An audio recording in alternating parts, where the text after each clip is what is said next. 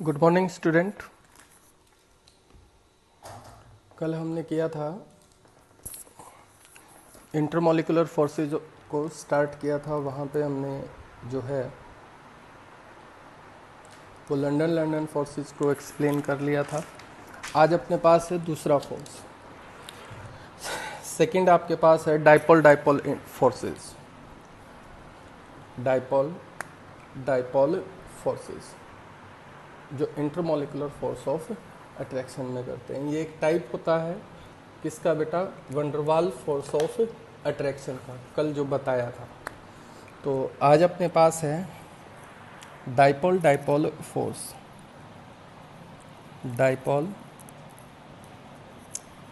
Dipole forces देखिए क्या है। This type of force operate in polar molecules. Polar molecules क्या हैं? जैसे अपने पास ए और बी है, इन दोनों के बीच में क्या हो रखा है? बॉन्ड फॉर्मेशन है। Electronegativity En of B is greater than A consider कर लेते हैं। तो यहाँ से क्या होगा? इस बॉन्ड के जो इलेक्ट्रॉन हैं, दो इलेक्ट्रॉन, वो ज़्यादा अट्रैक्टेड होंगे टुवार्ड्स बी और कम अट्रैक्टेड होंगे टुवार्ड्स ए। तो इससे क्या होगा कि ए के ऊपर पार्सली पॉजिटिव चार्ज बन जाएगा और बी के ऊपर जो है वो पार्सली नेगेटिव चार्ज बन जाएगा। अब जो दूसरा मॉलिक्यूल आएगा किसका? ए और बी का सेम रहेगा। बी के ऊपर पार्सली नेगेटिव, ए के ऊपर पार्सली पॉजिटिव। तो ये बी का जो नेगेटिव पार्ट है ये दूसरे मॉलिक्यूल के पॉजिटिव पार्ट को क्या करेगा? अट्रैक्ट। और जब ये इस टाइप का अट्रैक्शन होता है तो इसको बोलते हैं डाइपोल अट्रैक्शन। और इनके बीच में जो फोर्स है वो फोर्स होता है डाइपोल फोर्स। फॉर एग्जाम्पल ले लेते हैं। फॉर एग्जाम्पल अपने पास है बेटा HCl। आई बात समझ में? हमें पता है कि electronegativity of Cl is greater than H। तो इसलिए क्या होगा कि H के ऊपर partially positive charge, delta positive charge, और Cl के ऊपर डेल्टा नेगेटिव।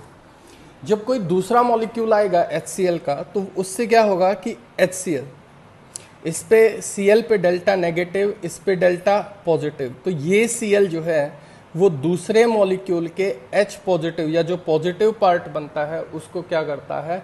अट्रैक्ट करता है। तो इस टाइप का जो फोर्स बनता है वो आपका कौन सा होता है? Dipole force.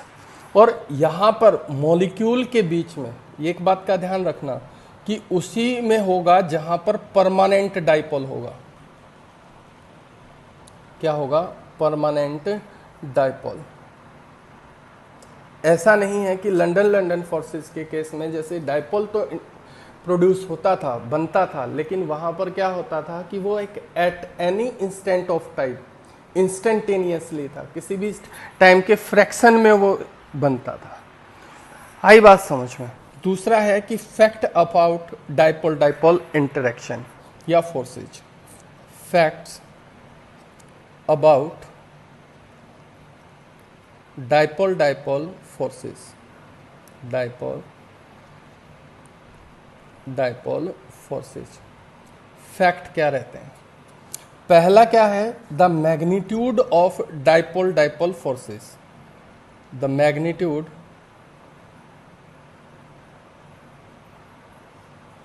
Of dipole forces depends upon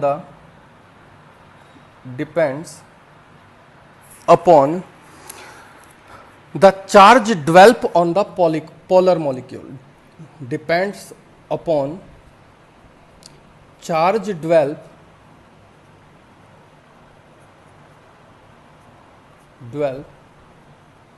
on polar molecule.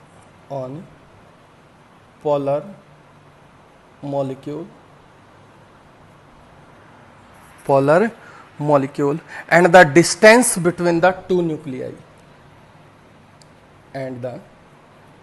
Distance between two nuclei, इनके ऊपर जो है ये डिपेंड करता है। एक तो चार्ज के ऊपर कि मॉलिक्यूल के ऊपर जो है वो चार्ज कितना आया है, कितना चार्ज डेंसिटी बना है, पॉजिटिव या नेगेटिव। और दूसरा उसके ऊपर क्या है कि दो न्यूक्लियाई के बीच में, जिनमें पोलर मॉलिक्यूल के न्यूक्लियाई जो है उनके बीच में डिस्टेंस कितना है। जितना ज़्यादा चार्ज होगा उतना ही ज़्यादा जो है वो मैग्नीट्यूड होगा किसका, डाइपोल डाइपोल फोर्सेस का।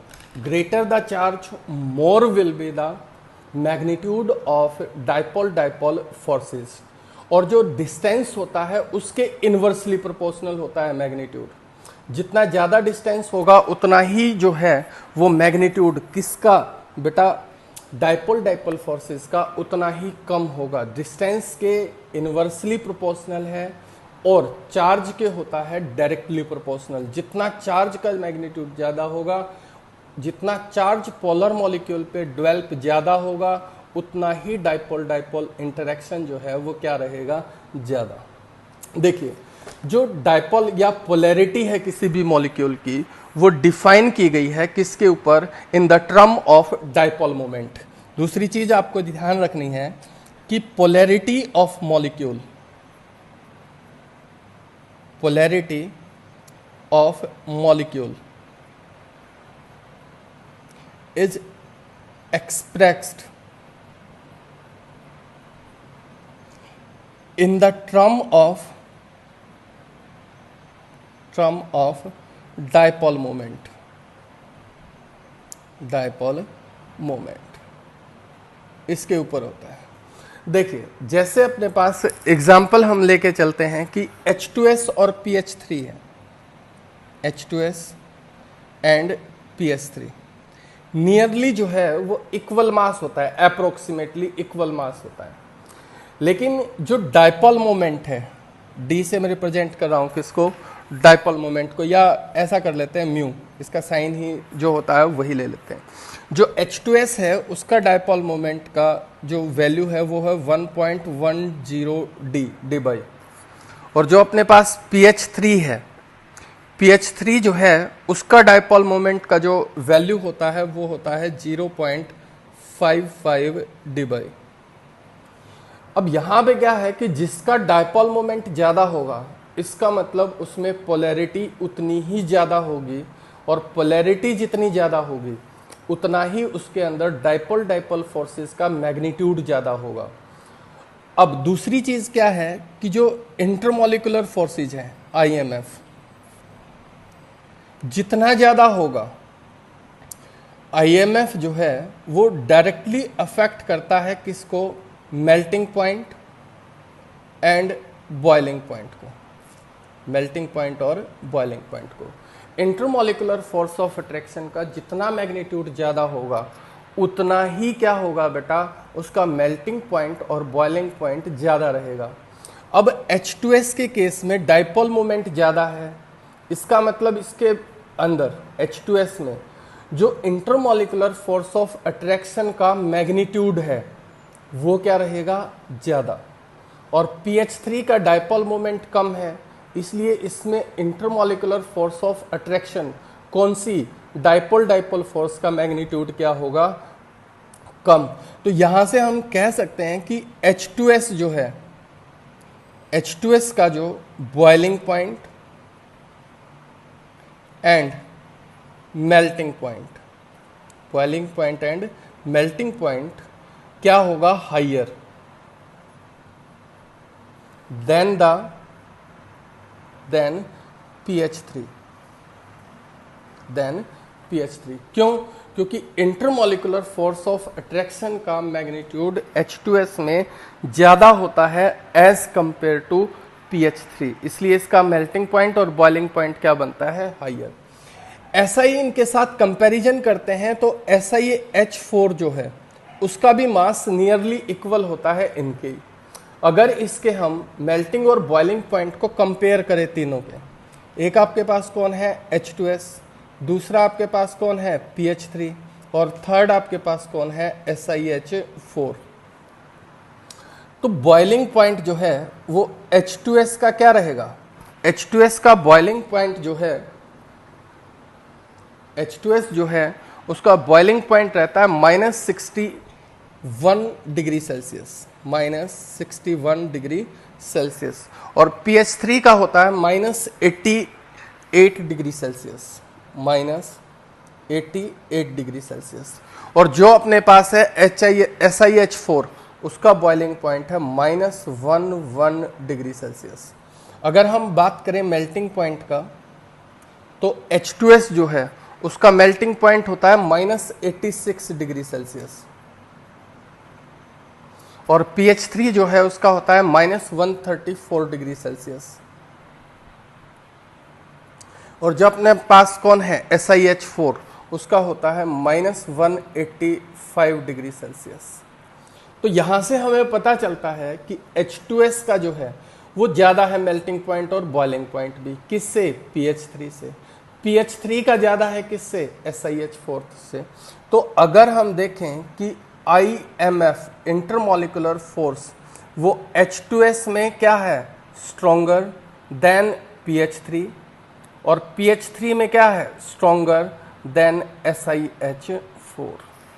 तो ये फैक्ट जो है वो आपको याद रखना है कि जिसका मेल्टिंग और बॉइलिंग पॉइंट ज़्यादा होगा उसमें मैग्नीट्यूड किसका? इंटरमॉलिक्यूलर फोर्स ऑफ अट्रैक्शन का क्या रहेगा? ज़्यादा। जहाँ पे आपको दिख जाए कि मेल्टिंग पॉइंट बॉइलिंग पॉइंट ज़्यादा है तो आप ट्रेंड लगा सकते हो किसका? इंटरमॉलिक्यूलर फोर्स ऑफ अट्रैक्शन का। और इंटरमॉलिक्यूलर फोर्स ऑफ अट्रैक्शन का पता हो तो वहाँ से आप ट्रेंड जो है वो लगा सकते हो किसका? मेल्टिंग और बॉइलिंग पॉइंट का। दूसरी चीज़, मेल्टिंग और बॉइलिंग पॉइंट जो है वो आप किससे भी एक्सप्लेन कर सकते हो? डाइपोल मोमेंट की वैल्यू से। तो उससे भी हम क्या कर सकते हैं? इस चीज़ को एक्सप्लेन कर सकते हैं। दूसरा देखिएगा, सेकंड अपने पास जो आता है वो एक क्वेश्चन बनता है, the boiling point of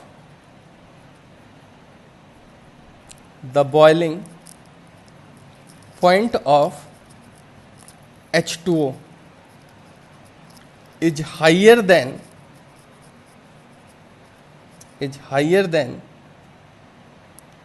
NH3। NH3 से क्या होता है? हाइयर। तो इसके आंसर में आपको लिखना है जो H2O है उसका डायपोल मोमेंट का वैल्यू कितना होता है बेटा? 1.85 dB। और जो अपने पास कौन है? NH3 जो है उसके डायपोल मोमेंट का वैल्यू जो है वो होता है 1.49 dB। इसका मतलब अगर डायपोल डायपोल इंटरेक्शन देखें तो H2O में क्या होगी? ज़्यादा, क्योंकि डायपोल मोमेंट ज़्यादा है और चार्ज ड्वेल्प ज़्यादा होगा। और NH3 में क्या होगी? कम। इसलिए हम क्या कह सकते हैं? The magnitude of, from above data it is concluded that the magnitude of dipole dipole force,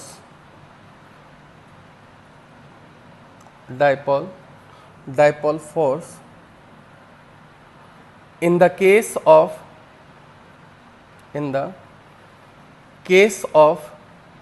H2O is greater than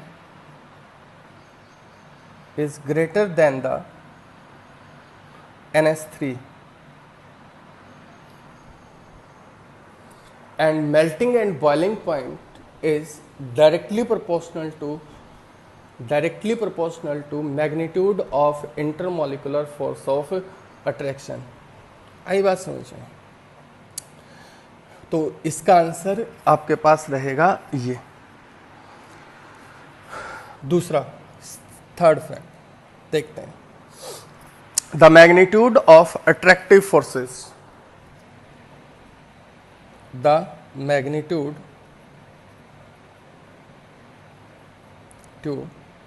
of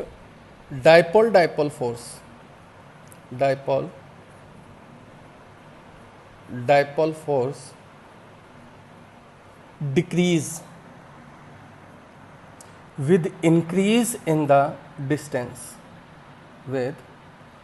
increase in the distance.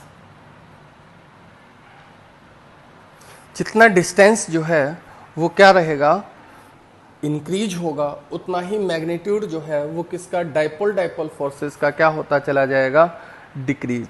Distance increase और मैग्नीट्यूड डिक्रीज। अब यहाँ पे जो डाइपोल वाले मॉलिक्यूल्स हैं उसकी दो condition हो सकती हैं। डाइपोल डाइपोल डाइपोल फोर्सेस, यहाँ पे दो चीज़ें देखिए। एक तो केस हो सकता है कि मॉलिक्यूल्स जो हैं, जो डाइपोल मॉलिक्यूल है, डाइपोल मॉलिक्यूल्स किस पे हैं, रेस्ट पे, एज इन सॉलिड। और दूसरा क्या है कि रोटेटिंग मॉलिक्यूल्स हैं, जिनमें डाइपोल मोमेंट है, वो मॉलिक्यूल्स जो हैं वो क्या कर रहे हैं, रोटेट कर रहे हैं। एक आपके पास रेस्ट पे हो गया और एक किसके ऊपर हो गया, रेस्ट पे। या हम इसको बोल सकते हैं कि स्टेशनरी और रोटेटिंग। जो स्टेशनरी है वो उसके केस में क्या होगा कि इंटरेक्शन एनर्जी या मैग्नीट्यूड बोल सकते हैं इंटरेक्शन का, interaction energy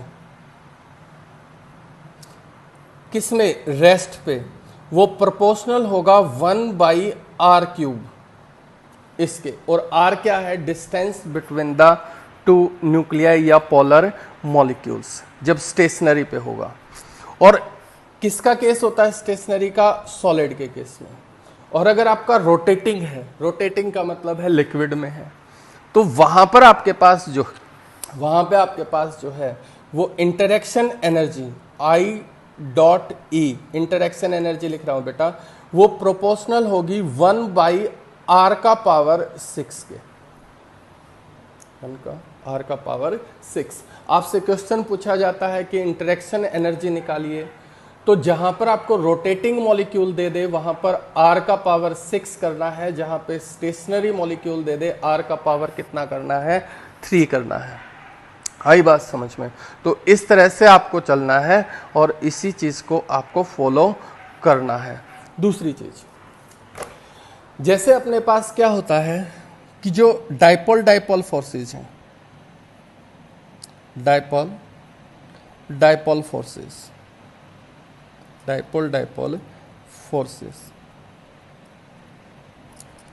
are stronger then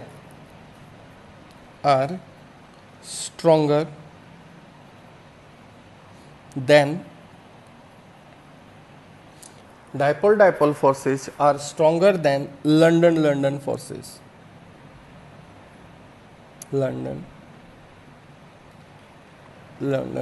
forces.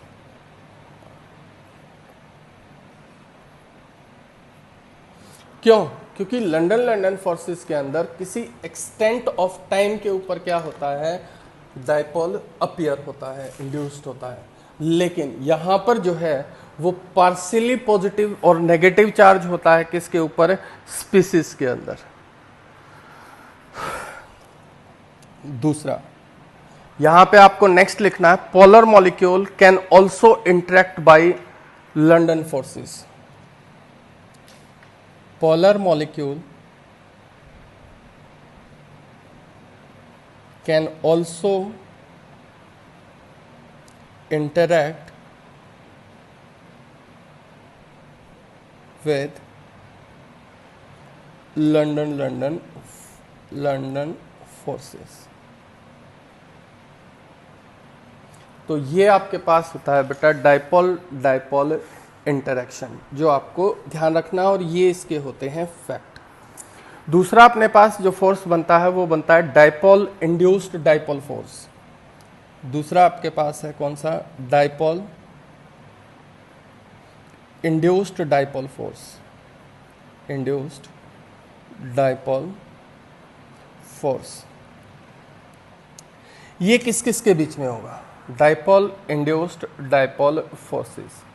यहां पे देखिए, डाइपोल का मतलब है कि एक मॉलिक्यूल आपके पास कौन सा होगा, पोलर, और दूसरा जो है वो होगा नॉन पोलर। एक आपके पास कौन सा होगा, पोलर, और दूसरा आपके पास जो है वो कौन सा रहेगा, नॉन पोलर। मतलब ये कि पोलर में अगर हम क्या लेते हैं कि ए और बी है, फिर से वही कंडीशन है, ए बी के ऊपर डेल्टा नेगेटिव चार्ज और ए के ऊपर डेल्टा पॉजिटिव, और कोई मॉलिक्यूल अपने पास है सिंपल नॉन पोलर। कौन सा हो गया, नॉन पोलर, मतलब जिसमें चार्ज का कोई भी सेपरेशन आपको पता नहीं चल रहा है। अब क्या होगा कि जब ये पोलर मॉलिक्यूल जिसमें पॉजिटिव और नेगेटिव है, ये अप्रोच करेगा किसको, नॉन पोलर को। किसको करेगा, नॉन पोलर को। समझिए चीज क्या है, मान लीजिए आपके पास ये इस तरह से प्लेट की फॉर्म में है, इधर इसके कौन सा है, पॉजिटिव चार्ज है, इधर ये पॉजिटिव हो गए, इधर ये कौन से हैं, नेगेटिव। मतलब दो पोल बने हुए हैं, एक पॉजिटिव का पोल है और एक नेगेटिव का। और दूसरा मॉलिक्यूल आपके पास जो है वो है नॉन पोलर। मतलब ये कि नेगेटिव और पॉजिटिव चार्ज वो सिमेट्रिकली डिस्ट्रीब्यूटेड है किसके अंदर, पूरे मॉलिक्यूल में। जब ये आपके पास कौन सा है, पोलर, और ये आपके पास क्या है, नॉन पोलर। जब ये पोलर मॉलिक्यूल अप्रोच करेगा किसको, नॉन पोलर को, तो होगा क्या कि जब ये अप्रोच करेगा तो नेगेटिव की तरफ से कर रहा है, मान लो इस तरफ से कर रहा है, तो इलेक्ट्रॉन इसके नेगेटिव चार्ज और इसके नेगेटिव चार्ज में तो होगी क्या, रिपल्सन, और पॉजिटिव चार्ज के साथ इस नेगेटिव चार्ज की क्या होगी, अट्रैक्शन। तो इसके अंदर क्या हो जाएगा, देखिए यहां पर आपका जो पोलर मॉलिक्यूल था उसमें तो सेम रहेगा कि एक साइड नेगेटिव है और एक साइड क्या थे, पॉजिटिव। लेकिन जो नॉन पोलर था पहले, अब उसके अंदर क्या हो जाएगा कि जिस साइड ये नेगेटिव है उस साइड सिर्फ कौन रह जाएंगे, पॉजिटिव, और दूसरी तरफ इससे दूर चले जाएंगे कौन से, नेगेटिव चार्ज। इससे क्या हुआ कि जब पोलर मॉलिक्यूल ने नॉन पोलर को अप्रोच किया तो जो सिमेट्रिकल क्लाउड था नॉन पोलर का वो डिस्टॉर्ट हो गया, और डिस्टॉर्ट होने के बाद उसमें पोलैरिटी जनरेट हो गई। और ऐसे मॉलिक्यूल्स या ऐसी स्पीसीज जिसमें पहले क्या ना हो, पोलैरिटी नहीं थी और बाद में पोलैरिटी जनरेट हो गई, या पहले डाइपोल नहीं था बाद में डाइपोल जनरेट हो गया, उसको बोलते हैं इंड्यूस्ड डाइपोल। जो चीज़ पहले नहीं थी लेकिन किसी रीजन से क्या हो गई, जनरेट हो गई। आई बात समझ में? तो इसको बोलते हैं dipole induced dipole interaction. Dipole induced dipole interaction. तो इसके केस में आपको जो ध्यान रखना है, इंटरेक्शन एनर्जी जो है, इंटरेक्शन एनर्जी I.E पहले बता दिया है, इंटरेक्शन एनर्जी वो प्रोपोर्शनल होती है 1/r का पावर 6, प्रोपोर्शनल टू 1/r का पावर 6, where r is the distance between the two molecule, distance between two molecules. R is the distance between two molecule। दूसरी चीज जो डिपेंड करता है वो किसके ऊपर डिपेंड करता है, किसको, डाइपोल इंड्यूस्ड डाइपोल जो है वो डिपेंड करता है dipole moment of permanent dipole. जो मॉलिक्यूल आपने पोलर ले रखा है उसमें डाइपोल मोमेंट का वैल्यू कितना है, depends upon dipole moment of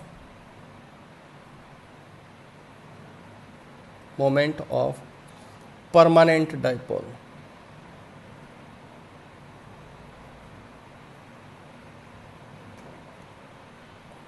जैसे हम पीछे एग्जाम्पल कर रहे थे, एक हमने लिया था H2S और एक हमने लिया था कौन, PH3। आई बात समझ में? एक कौन लिया था, PH3, और एक हमने क्या लिया था, H2S। H2S का डाइपोल मोमेंट 1.10 था डी बाई, और जो PH3 था उसका था 0.85 डी बाई। ये परमानेंट डाइपोल मोमेंट वाले मॉलिक्यूल हैं जो पोलर हैं। अगर ये मान लो किसी ए को अप्रोच कर रहे हैं जो नॉन पोलर मॉलिक्यूल है, तो H2S जो है वो ज़्यादा पोलराइजेशन करेगा किसके कंपैरिजन में, PH3 के कंपैरिजन में।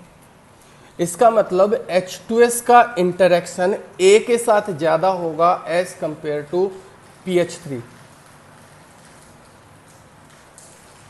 As compare to PH3। तो इसके ऊपर डिपेंड करेगा। और दूसरा आता है पोलराइजेबिलिटी ऑफ मॉलिक्यूल। पोलराइजेशन या पोलराइजेबिलिटी, मतलब पोलराइजेबिलिटी का मतलब क्या है कि जो न्यूट्रल मॉलिक्यूल लिया है उसका पोलराइजेशन कौन ज़्यादा करेगा। जितना ज़्यादा पोलराइजेशन होगा उतना ही ज़्यादा मैग्नीट्यूड होगा किसका, डाइपोल इंड्यूस्ड डाइपोल फोर्स का। और जितना ज़्यादा उसमें पोलराइजेशन होगा उतना ही इंटरेक्शन ज़्यादा होगा। जितना इंटरेक्शन ज़्यादा होगा उस स्पीसीज का उतना ही मेल्टिंग और बॉइलिंग पॉइंट क्या होगा, ज़्यादा। तो polarisability, polarisability of neutral molecule, इसके ऊपर डिपेंड करता है, of neutral molecule. Larger the size of neutral molecule, larger the size of neutral molecule या non polar molecule, neutral molecule, more will be the polarization, more will be the polarization, more will be the polarization। आई बात समझ में। and greater will be the magnitude of dipole induced dipole forces। आई बात समझ। और जितना ज़्यादा polarisation ज़्यादा होगा उतना ही स्ट्रेंथ जो है वो क्या रहेगा, ज़्यादा। बाकी के 2 बच गए बेटा, 3 उसको करेंगे कल। Thank you.